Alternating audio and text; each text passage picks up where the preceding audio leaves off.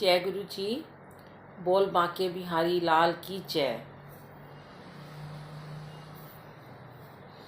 18वां अध्याय। परीक्षित का शिकार खेलने के वास्ते वन में जाना और उनके मन में कलयुग का प्रवेश करना, इसलिए राजा का समीक ऋषि के गले में मरा हुआ सांप डालना और समीक ऋषि के पुत्र का राजा परीक्षित को शाप देना। सूत जी शौनक आदि ऋषीश्वरों से कहते हैं कि जब तक परीक्षित ने राज्य किया तब तक उनकी नीति और धर्म से कलयुग महाप्रवेश नहीं कर सका। राजा परीक्षित रथ पर बैठकर प्रजा की रक्षा करने के वास्ते अपने राज्य में चारों दिशाओं में घूमते और एक छत्र राज्य करते रहे। कलयुग की परवाह ना करके उसे पड़ा रहने दिया। इतनी कथा सुनकर शौनक आदि ऋषीश्वरों ने सूत जी से कहा, आप परमेश्वर की कथा कहने में बड़े योग्य हैं। हम लोगों को अमृत रूपी रस पिलाते हैं। आपके सत्संग से हमारा जन्म कृतार्थ हुआ। कदाचित आप ऐसा कहें कि तुम लोग ऋषीश्वर हो, तुम्हारा जन्म इसी तरह सुधर जाएगा। सो निश्चय जानो, सो सुख आपके सत्संग से प्राप्त होता है। वह सुख स्वर्ग और वैकुंठ में नहीं मिलता। जिस तरह राजा परीक्षित ने तन त्याग दिया था, अब उसका हाल वर्णन कीजिए। सूत जी ने कहा कि जब राजा परीक्षित वृद्धावस्था को पहुँचे तब उन्होंने विचार किया कि घर में जीव हिंसा करना मना था, सो हमने छोड़ दिया। राजाओं का ये धर्म है कि वन में शिकार खेला करें। इसी बहाने से उनको अनेक देश देखने में आते हैं। जो हिरन वन में बूढ़ा हो जाता है उसे अहेर में अवश्य मारना चाहिए। सदा से राजा लोग ऐसा करते आए हैं। ये बात विचार कर एक दिन राजा ने वन में जाकर बहुत से जीवों को अहेर में मारा। फिर एक हिरन के पीछे जो घायल होकर भागा था, मध्याह्न के समय अपना घोड़ा दौड़ाया तो वे अपने साथियों से बिलग हो गए। जब राजा को गर्मी के कारण बहुत प्यास मालूम हुई और पानी ढूंढने के लिए चारों तरफ फिरने लगे, तब उस जगह भिंडी ऋषीश्वर की कुटी दिखाई दी। वह ऋषीश्वर बड़े योग्य महात्मा थे, सदा वन में रहते थे। जो दूध बछड़े के पीते समय गऊ के थन से टपकता था, उसे पीकर परमेश्वर का भजन करते थे। राजा ने कुटी को देखते ही वहां जाकर ऋषीश्वर से कहा, मैं राजा परीक्षित अभिमन्यु का पुत्र बहुत प्यासा हूँ, दया करके थोड़ा पानी मुझे पिलाओ। इस तरह कई बार राजा ने ऋषीश्वर से पानी मांगा, किंतु ऋषीश्वर महाराज उस समय आंख बंद किए अपने प्राण ब्रह्मांड पर चढ़ाए परमेश्वर के ध्यान में लीन बैठे हुए थे कि उनको अपने तन की सुध ना थी। इस कारण उन्होंने राजा की बात नहीं सुनी और ना उनको कुछ उत्तर दिया। उस समय कलयुग ने जीव हिंसा करने से राजा के मन में प्रवेश करके कपट उत्पन्न किया। जब राजा को धर्मात्मा व हरिभक्त होने पर भी अधिक भूख प्यास लगने से क्रोध उत्पन्न हुआ, तब उसने ये विचारा कि देखो, हम सातों द्वीप के राजा प्यासे होकर इस ब्राह्मण के द्वार पर पानी मांगने आए, किंतु इस ऋषीश्वर ने हमको देखकर झूठी समाधि लगाकर हमारी बात का उत्तर भी नहीं दिया। पानी को कौन पूछे? इसको कुछ दंड देना चाहिए। पर मैं पांडवों के कुल में उत्पन्न हुआ हूँ, ब्राह्मणों को किस तरह दंड दूं? जब ऐसा समझकर राजा घोड़े से उतरा, तब उसने एक सांप मरा हुआ उसी जगह पड़ा देखकर मन में कहा कि ये सांप इसके गले में डाल दे तो सर्प के डर से ऋषीश्वर अपनी आंख खोल देगा। ऐसा विचार कर राजा ने क्रोध में आकर उस सर्प को अपने धनुष से उठाकर भिंडी ऋषि के गले में डाल दिया। पर वह ऋषीश्वर परमेश्वर के ध्यान में ऐसे लवलीन और मगन थे कि सांप डालने से भी उनको कुछ डर ना हुआ। वह ज्यों के त्यों अपनी आंख बंद किए परमेश्वर के ध्यान में बैठे रहे। राजा ने अपने स्थान पर आकर जब सिर से मुकुट उतारा तो उनको ज्ञान हुआ और बड़े शोक से मन में कहने लगे कि देखो, सोने में कलयुग का वास है, सो मेरे सिर पर था और शिकार खेलने से मेरी बुद्धि बदल गई। जो हमने मरा हुआ सांप ऋषीश्वर के गले में डाल दिया। अब मैं समझा कि कलयुग ने मुझसे अपना बदला लिया। इस पाप से कैसे छुटकारा मिलेगा? जब कोई मनुष्य नारायण जी से विमुख होकर गौ व ब्राह्मण को दुख दे तो समझना चाहिए कि उसके बुरे दिन आए हैं। मैंने आज ब्राह्मण को वृथा दुख दिया, इससे मुझको निश्चय होता है कि मेरी आयु और धन की हानि होगी। वहां राजा अपने घर पर बैठा हुआ इस तरह सोच रहा था और यहाँ भिंडी ऋषीश्वर ध्यान में थे। जब ऋषीश्वर के लड़कों ने खेलते हुए हाल देखा तो एक बालक ने भिंडी ऋषीश्वर के बेटे श्रृंगी ऋषि से, जो कौशिकी नदी के किनारे लड़कों में खेलता था, जाकर कहा कि तुम्हारे पिता के गले में राजा परीक्षित सांप डालकर गया है।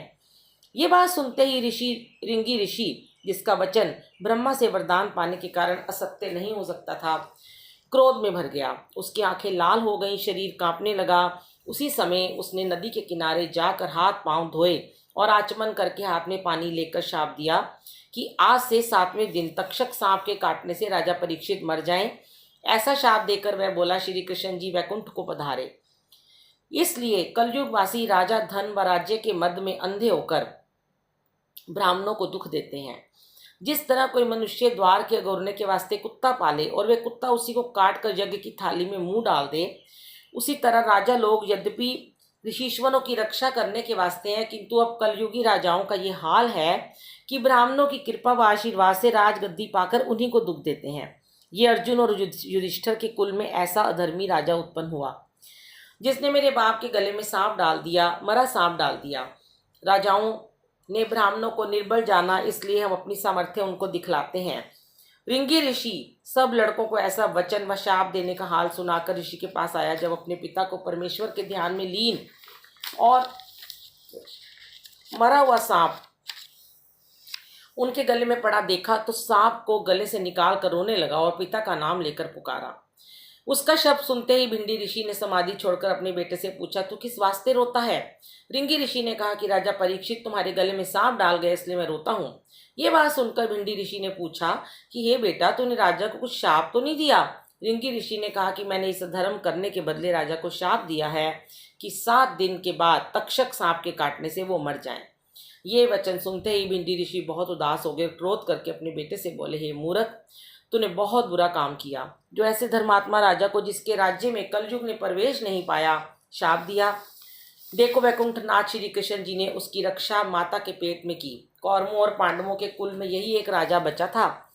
इसके राज्य में हम सब ब्राह्मण व ऋषीश्वर बहुत सुख आनंद से रहते थे। कोई पशु पक्षी दुखी नहीं था। उसके न्याय से गाय बाघ एक घाट पानी पीते थे।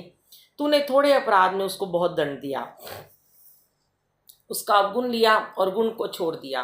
परीक्षित के मरने के उपरांत अधर्मी राजा होंगे और उनके राज्य में कलयुग अपना प्रवेश करके मनुष्यों से पाप कराएगा। देखो, राजा मेरे स्थान पर आया तो मुझे उसको भोजन देकर सम्मान करना उचित था। ये बड़ी लज्जा की बात हुई कि मैंने एक लोटा पानी भी उसे नहीं पिलाया और तूने उसे ऐसा शाप वैष्णव राजा को देकर श्री कृष्ण जी का अपराध किया। राजा के मरने के उपरांत संसार में सब लोग वर्ण संकर हो जाएंगे। इस पाप की जड़ तू हुआ। साधु संत का ये धर्म है कि गुण को लेते हैं और अवगुण की तरफ नहीं देखते।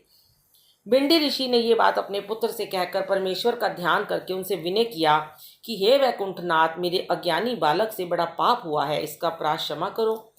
जो राजा गौ व ब्राह्मण की रक्षा करता है, उसको मारने का पाप 10 ब्राह्मणों के मारने के बराबर होता है।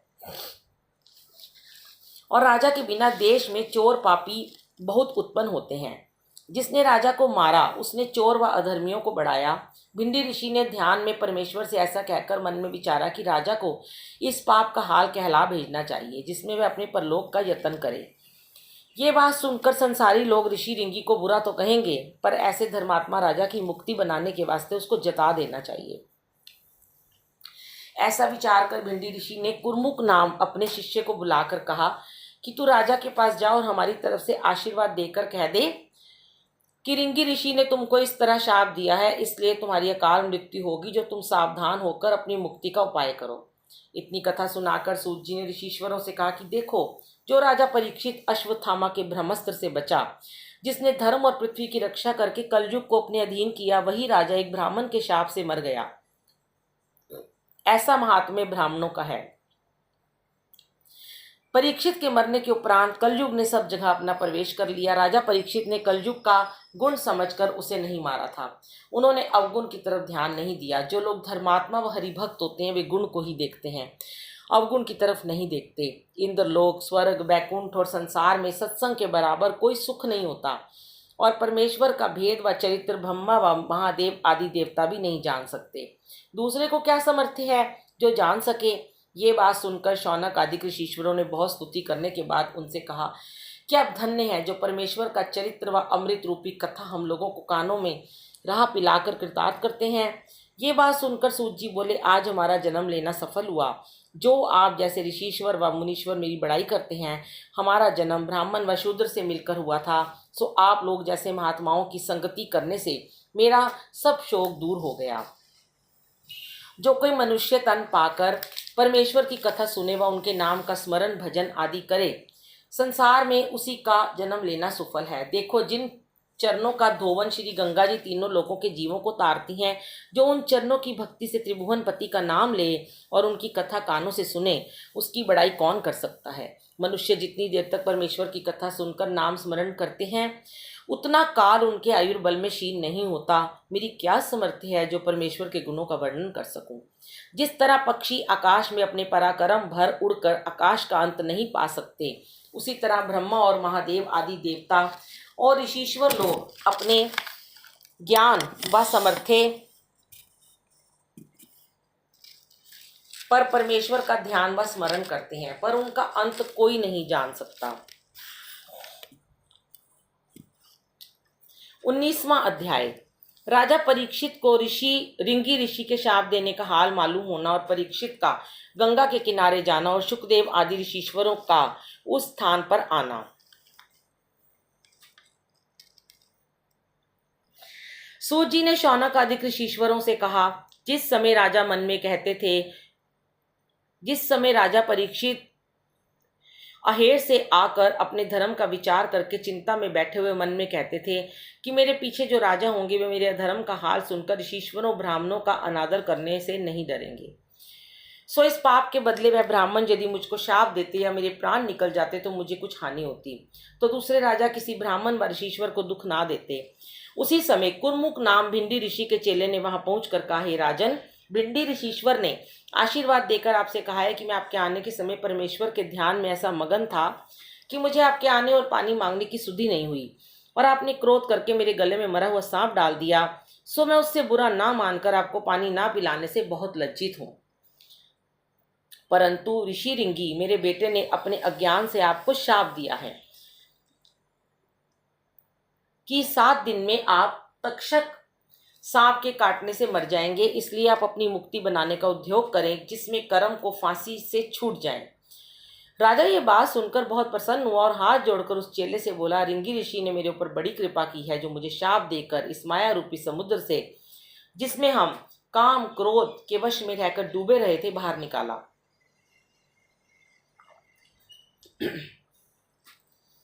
मुझको इतने दिनों में आज तक इस बात का ध्यान नहीं हुआ कि माया मोह में विरक्त होकर परमेश्वर का भजन व स्मरण करूं, पर अब इस शाप के डर से मेरा मन विरक्त हो गया। सो तू मेरी दंडवत कहकर ऋषीश्वर महाराज से विनय पूर्वक कह देना कि मैं अपने दंड को पहुंचकर बहुत प्रसन्न हुआ, परंतु वह हृदय से मेरा अपराध क्षमा करें। राजा ने ये बात उस चेले से कहकर उसको बहुत सा द्रव्य और रत्नादिक दक्षिणा देकर विदा किया। पर एक बात का खेद राजा को हुआ कि इस अधर्म के बदले उचित था कि तुरंत मेरे प्राण निकल जाते। 7 दिन तक जी कर इस पापी तन को रखने का क्या प्रयोजन था। इसलिए उचित है कि 7 दिन जो मेरे मरने में हैं, इस पापी तन को अन्न जल ना दूं, क्योंकि जिस शरीर से परमेश्वर का भजन व स्मरण न हो, वह तन किसी काम का नहीं होता। ऐसा विचार कर राजा ने मन में सोचा कि अब स्त्री पुत्र राज्य धन का मोह छोड़कर परमेश्वर के ध्यान में लीन होना चाहिए। इतने दिन संसारी माया मोह में वृथा बीत गए और मेरा मन विरक्ति नहीं हुआ। जब मैं 7वें दिन तक्षक सांप के काटने से मर जाऊंगा, तब ये राज्य धन मेरा साथ छोड़ देगा। इसलिए उचित है कि मैं पहले से इन सबका मोह छोड़ दूं और गंगा के किनारे जो तीनों लोगों को तारती है, 7 दिन परमेश्वर का भजन ध्यान करके अपनी मुक्ति बनाऊं। संसार में जिसने जन्म लिया वे एक दिन अवश्य मरेगा। इंद्र आदि देवता भी अमर नहीं रहते। संसार में जैसा कर्म मनुष्य करता है, वैसा दुख व सुख भोग कर 84 लाख योनि में जन्म पाता है। सो हम इस 7 दिन में ऐसा कर्म करें जिसमें आवागमन से छूटकर भवसागर से पार उतर जाए। राजा ने यह बात विचार कर अपने बड़े बेटे जनमेजय को, जो 14 वर्ष का था, राजगद्दी पर बिठा दिया और राज्य काज का काम मंत्रियों को सौंप कर जनमेजय से कहा, बेटा, गौ व ब्राह्मण की रक्षा करना, प्रजा को सुख देना। ऐसा कहकर राजा ने अपना मन विरक्त करके राशि भूषण वस्त्र अंग से उतार डाले और एक कोपीन पहनकर गंगा किनारे चले गए। उस समय राजा ने बहुत सा द्रव्य ब्राह्मणों को दान देकर राज्य परिवार का मोह छोड़ दिया, जैसे कोई उबांत करके उसकी तरफ आंख उठाकर भी नहीं देखता। यह हाल सुनकर सब रानियां और नगर के स्त्री पुरुष रोते हुए राजा के पीछे गंगा किनारे पहुंचे। रानियों ने कहा, महाराज, तुम्हारे वियोग का दुख हम लोगों से नहीं उठाया जाएगा। राजा विकल होकर बोले। राजा उन्हें विकल देखकर बोले, स्त्री को चाहिए कि जिस बात में उसके पति का धर्म रहे वह काम करे, उसके धर्म में विघन ना डाले। ये बात कहकर सबको विदा कर दिया और किसी की तरफ आंख उठाकर नहीं देखा। हरिद्वार में गंगा के किनारे स्नान करके कुशासन पर उत्तर मुंह बैठकर मन में ऐसा संकल्प किया कि 7 दिन हमारी आयु है, इस 7 दिन कुछ अन्न जल ना करूंगा। राजा का ये हाल जिसने सुना वह बिना रोए नहीं रहा। राजा श्री कृष्ण जी के चरणों का ध्यान धरकर विचारने लगा कि ये 7 दिन हरि चर्चा और सत्संग में व्यतीत हो तो बहुत अच्छा है। राजा के शाप पाने और विरक्त होने का हाल ऋषीश्वर व मुनीश्वर लोग सुनकर उदास हो गए। अत्रि, वशिष्ठ, च्यवन, अरिष्ट नेमी, भृगु, अंगिरा, पराशर, परशुराम, मेधातिथि, देवल, पिपलायन, भरद्वाज, गौतम, मैत्रेय, अगस्त्य, वेद व्यास, नारद, विश्वामित्र, कात्यायन, वामदेव, जमद, अग्नि आदि बहुत से ऋषीश्वर व महात्मा लोग राजा परीक्षित को धर्मात्मा समझकर गंगा किनारे भेंट करने के लिए आए। राजा ने उनको देखते दंडवत पूजा करके बड़े आदर भाव से सबको आसन दे के बिठाया और बोले, महाराज, मरते समय आप लोगों में एक महात्मा का भी दर्शन जिसको प्राप्त हो वह आवागमन से छूटकर भवसागर पार उतर जावे, सो मेरा बड़ा भाग्य है। मरते समय आप लोगों ने जिस तरह कृपा व दया करके मुझे दर्शन दिया उसी तरह दयालु होकर 7 दिन यहाँ रहिए। आपके रहने से मेरा मन संसारी माया मोह की ओर ना जाएगा। आप लोगों के सत्संग से 8 पहर परब्रह्म परमेश्वर के नाम की चर्चा बनी रहेगी। आप लोग कृपा करके मेरे भले के वास्ते यहाँ आए हैं और कुछ इच्छा व परवाह नहीं रखते, सो दया व कृपा करके कोई ऐसा उपाय बतलाइए कि इस 7 दिन में हम वह उपाय करके आवागमन से छूट जाएं।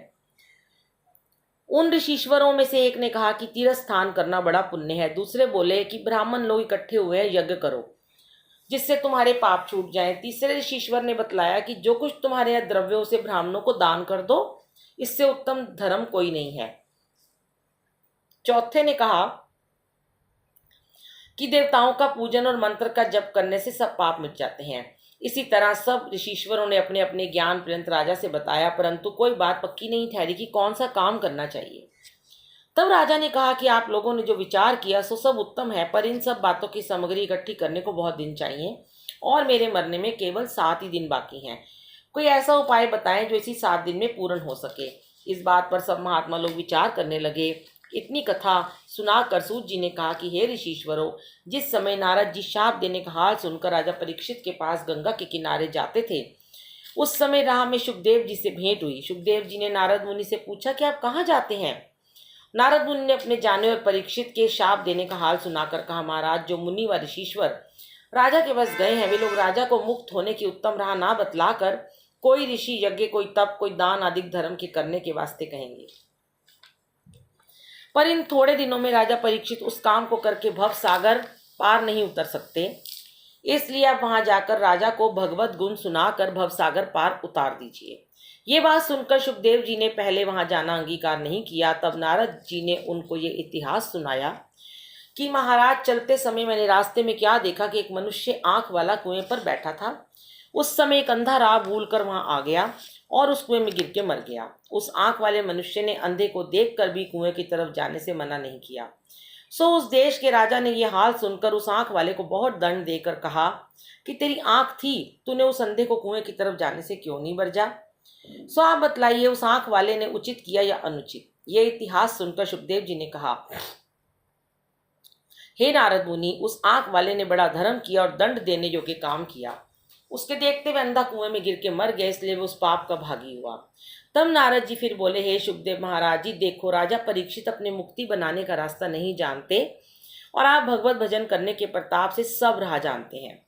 कदाचित उनको रास्ता नहीं दिखलाओगे तो उनके नरक जाने का पाप किसको होगा, और तीनों लोगों के राजा जो ईश्वर है वे तुमको इस पाप के बदले दंड देंगे या नहीं। ये बात सुनकर सुखदेव जी लाचार हुए और राजा के पास जाना अंगीकार करके नारद जी से बोले, आप चले, मैं पीछे आता हूँ।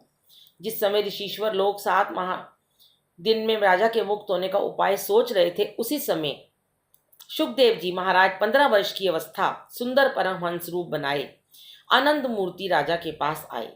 उनके तेज को देखकर सब ऋषीश्वर व मुनि, जो बड़े बड़े महात्मा बूढ़े वहां पहले बैठे थे, उठ खड़े हुए और सुखदेव जी महाराज को बड़े आदर भाव से ऊंचे सिंहासन पर बिठाया। तब राजा परीक्षित के मन में इस बात का संदेह हुआ कि सुखदेव जी की कम अवस्था होने पर भी बड़े बड़े बूढ़े ऋषीश्वरों ने उठकर इन्हें आदर से बिठाया, सो इनके तेज से मालूम होता है कि गुणों में ये सबसे अधिक है। ऐसा विचार कर राजा परीक्षित खड़े हो गए और उनको दंडवत करके हाथ जोड़ के बोले, हे कृपा निधान, आपने बड़ी दया करके इस बेला जब मैं मरने के वास्ते गंगा किनारे आया हूँ मुझको दर्शन दिया। आप ऐसे महापुरुष का आना मेरे भाग्य से हुआ है। जब सुखदेव जी सिंहासन पर बैठ चुके तो सुखदेव जी के दादा पराशर मुनि ने राजा परीक्षित का संदेह मिटाने के लिए कहा, हे राजन, सुखदेव जी अवस्था में छोटे और ज्ञान में सबसे बड़े हैं। जितने बड़े बड़े ऋषीश्वरों व मुनीश्वरों को तुम यहाँ देखते हो, सबको ज्ञान में इनसे छोटा समझना चाहिए। इस वास्ते हम लोगों ने उठकर इनका आदर किया था। ये तारण है। जब से इन्होंने जन्म लिया तब से विरक्त मन दिन रात परमेश्वर के ध्यान में लीन रहकर श्याम सुंदर का गुणानुवाद गाते हैं। हे राजन, तेरा कोई बड़ा पुण्य उदय हुआ जो इस समय यहाँ आए। सब कर्मों में जो उत्तम कर्म भव सागर पार उतारने के वास्ते होगा, वह कर्म ये तेरे को बताएंगे, जिससे तुम आवागमन से छूट जाओगे। इतनी कथा सुनाकर सूत जी ने शौनक आदि ऋषीश्वरों से कहा कि तुमने जो पूछा था कि सुखदेव जी को राजा परीक्षित ने किस तरह पहचाना, उसका हाल तुमसे वर्णन किया। राजा परीक्षित सुखदेव का हाल पराशर मुनि के मुख से सुनकर बहुत प्रसन्न हुए और सुखदेव जी के चरण धोकर विधि पूर्वक पूजन करके हाथ जोड़ के बोले, महाराज, आप विरक्त रूप हैं, संसार से कुछ प्रयोजन नहीं रखते। श्री कृष्ण जी महाराज ने मुझको पांडवों के वंश में समझकर आपके मन में दया उत्पन्न कर दिया, जो आप कृपा करके मुझको भव सागर पार उतारने के वास्ते यहाँ आए और आपके दर्शन से मैं कृतार्थ हुआ। जो कोई आपके चरण छुए वे मुक्ति पद भी पा सकता है। सो मैं दीन होकर आपसे विनय करता हूँ। देवताओं की आयु का प्रमाण है कि इतने दिनों में मरेंगे, और इस कलयुग में मनुष्य के आयुर्बल का ठिकाना नहीं कि कब मरेगा। रिंगी ऋषि के शाप देने से अब मेरे मरने में 7 दिन और बाकी रहे हैं। आप अपने मन के मालिक हैं, आपके ऊपर किसी का वश नहीं चलता, जो आपकी इच्छा के बिना आपको एक क्षण भी रख सकें। इसलिए मैं जल्दी करके आपसे पूछता हूँ कि मुझे भव सागर पार उतारने के वास्ते इस 7 दिन में क्या करना चाहिए। स्त्री पुत्रों के मुंह में फंसे रहने के कारण मैंने कभी मन में इस बात का विचार नहीं किया कि अंत समय में मेरा क्या होगा। जिस तरह कसाई बहुत बकरियां अपने यहाँ रख कर उनमें से नित्य 1-2 बकरी मारता है, किंतु दूसरी बकरियों को कभी इस बात का डर नहीं होता कि हमारी भी एक दिन यही गति होगी। वे बड़े हर्ष से प्रतिदिन दाना घास पानी खाती पीती हैं। उसी तरह हम संसारी लोग सदा माता पिता भ्राता पुत्र का मरना आंख से देखकर कुछ नहीं डरते कि हमको भी एक दिन मरना होगा। अधर्म छोड़ परमेश्वर का भजन करें। ये सब हाल देखते हुए अपने मन को स्त्री पुत्र आदि झूठे व्यवहार और माया मुंह में फंसाए रहते हैं। अब नारायण जी ने मेरे ऊपर कृपा करके मुझे माया मोह की नींद से जगाया और मेरा मन विरक्त हुआ। जिस तरह शास्त्र का वचन है कि कदाचित कोई मनुष्य कार्तिक के अंत में 5 दिन गंगा स्नान करे तो उसे महीने भर नहाने का पुण्य प्राप्त होता है, उसी तरह आप कोई ऐसा उपाय बतलाएं कि 7 दिन में जो मेरे मरने के हैं तुरंत गुण करें। जब मनुष्य मरने के निकट पहुंचे तब उसको अपनी मुक्ति हेतु क्या उपाय करना चाहिए, क्योंकि मरते समय गले में कफ इकट्ठा होने से हरि नाम का उच्चारण नहीं हो सकता और यमदूतों के डर से मल मूत्र निकल आता है। इसलिए आपसे विनय है कि ऐसा धर्म बतलाइए जिसमें जल्दी मुक्ति हो। दूसरे ऋषीश्वरों ने जो कुछ दान यज्ञ आदि उपाय बतलाया था वह भी सुखदेव जी से कह दिया। जब ये सब बातें सुनकर सुखदेव जी ने मुस्कुराकर कहा और ऋषीश्वरों के बताए उपायों को उचित नहीं समझा, तब राजा परीक्षित फिर हाथ जोड़ के बोले, हे मुने, इस समय तुम्हारे विचार में कथा पुराण सुनना या मंत्र जपना या किसी देवता हरि के चरणों का ध्यान करना जो भी उत्तम उपाय हो सो बताइए, वैसा मैं करूं। बोल बांके बिहारी लाल की जय। शुक्राना गुरुजी। पहला स्कंद समाप्त हुआ। अब अगला अध्याय में दूसरा स्कंद पढ़ेंगे। जय गुरुजी।